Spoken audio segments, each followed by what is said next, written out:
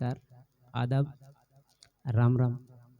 मित्रांनो, आज आपण बेसिक ॲक्टिंगबद्दल समजून घेणार आहोत.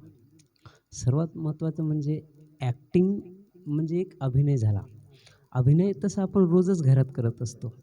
आता कसा करत असतो? आपण त्याची नोंद ठेवत नाही. बघा, सकाळी आपलं प्रत्येकाचं शेड्यूल सुरू होतं.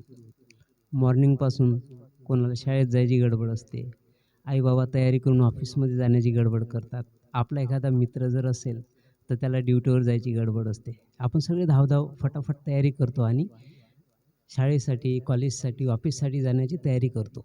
या दरम्यान आपलं जे कौटुंबिक संभाषण होतं किंवा जी जी मॉर्निंगची किंवा सकाळची जी लगबग असते, त्या लगबगीमध्ये आपण बरेचसे असे डायलॉग्स औपचारिकपणे आपण एकमेकांना बोलत असतो.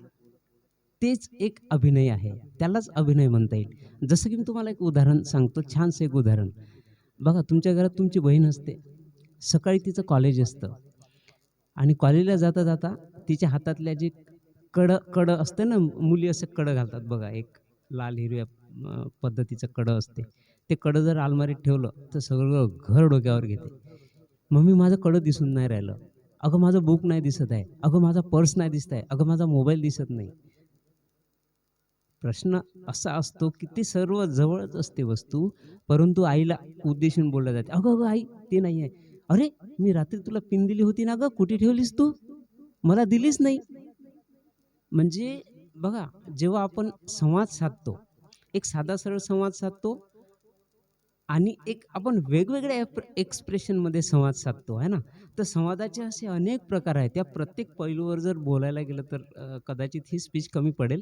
परंतु त्यातले आपण काही महत्त्वाचे आणि जे आपल्या दैनंदिन डायलॉग्समध्ये किंवा दैनंदिन नाटकाच्या स्वरूपामध्ये किंवा दैनंदिन ज्या फिल्मी सीरियलमध्ये जे डायलॉग्स वापरल्या जातात, त्याविषयी आपण थोडंसं सविस्तर समजून घेऊया. आता एक जो डायलॉग असतो बघा, एक डायलॉग आपण 12 ते 15 पद्धतीनं वेगवेगळ्या इमोशनमध्ये म्हणू शकतो. जसं की एक उदाहरण सांगतो तुम्हाला. "वो चला गया." एक एक सिंपल आणि प्लेन डायलॉग आहे हा. परंतु याला जर आपण वेगळ्या अर्थाने किंवा वेगळ्या इमोशनमध्ये आणि वेगळ्या आविर्भावामध्ये जर म्हटलं, तर बघा आता कसं होईल. "वो तो लडका चला गया." असं? "वो लडका चला गया." लड़का चला गया, जाने दो. काय बोलला? लड़का गेला? गेला लड़का. अरे वो लड़का भाग गया. अरे वो लड़का अभी यहाँ पे खड़ा था. काय बोलतोस? लड़का पळाला. पळाला. लड़का पळाला. लड़का पळाला. लड़का भाग चुका है. हाँ, मुझे अच्छे से पता है. लड़का पळाला म्हणते हो. हो, लड़का पळाला. लड़का भाग गया बोल दे. मेरे को क्या? लड़का तो ऑलरेडी भाग गया. जाने दो. लड़का भाग गया. लड़का भाग गया. लड़का तो पहले भाग गया. मेरे को क्या?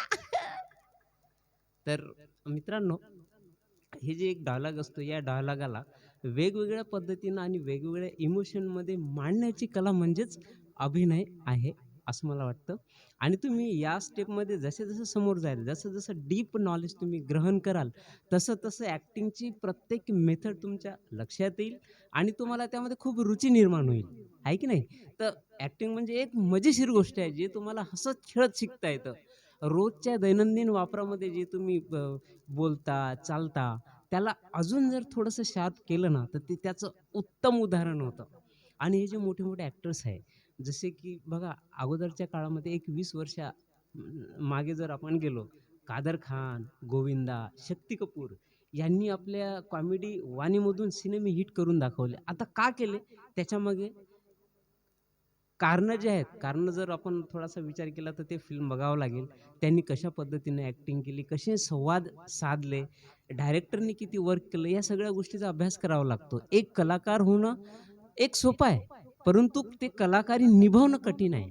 कारण जोपर्यंत तुम्ही त्या भूमिकेशी समरूप होत नाही, तोपर्यंत तुम्ही त्या भूमिकेला बिलकुल न्याय देऊ शकत नाही. आणि एक दिग्दर्शक चांगल्या पद्धतीनं समजू शकतो, की तो व्यक्ती किंवा तो कलाकार त्या भूमिकेशी किती समरूप आहे.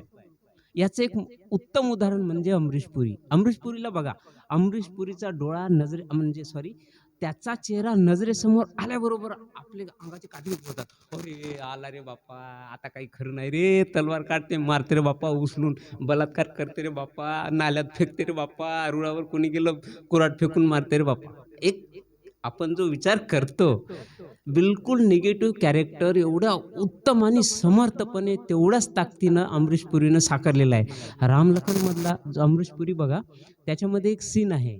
राखी गुलजारचा जो मिस्टर आहे, तिचा जो नवरा असतो, त्याला मारण्यासाठी रुळावर गुलशन ग्रोवर त्याच्या मागे लागतो आणि त्याच्या पाठीमध्ये अशी कुऱ्हाड फेकून मारतो.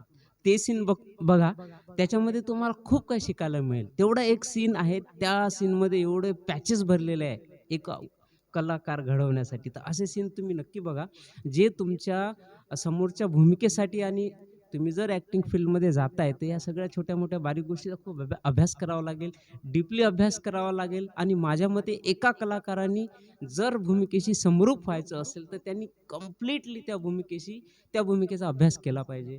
ॲक्टिंग म्हणजे फक्तच ॲक्टिंग नावापुरती नाही आहे. तुमच्यासमोर कोणताही रोल आला, तर समर्थपणे पेलण्याची ताकद असली म्हणजेच तो खऱ्या पद्धतीनं एक ॲक्टर ठरू शकतो.